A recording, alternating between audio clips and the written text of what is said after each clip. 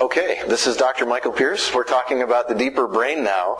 In the deeper brain, there's a structure called the basal ganglia. And the basal ganglia is on each side. It's shaped like a ram's horn. And this structure is kind of like the wind-up for the brain. It has a gas pedal and a brake pedal on each side of the brain. So you can imagine how difficult it would be to drive a car if you had a gas pedal and a brake pedal over here, and a gas pedal and a brake pedal over here. For those of you that are interested, the gas pedal is called the direct pathway, and the brake pedal is called the indirect pathway.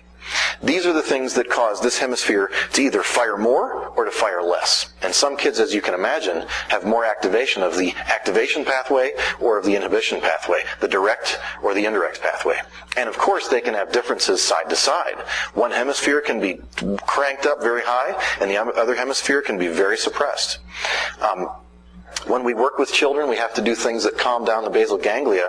And the children that have difficulty with basal ganglia often are very fragile. We have to be more careful with them. They're the ones that a little overstimulation sets them off for a good long time. Those are the ones that don't recover within a few minutes after overstimulation. Those are also the ones that may have problems with pupils and light sensitivity and sound sensitivity. Those are the ones that may have startle reflexes.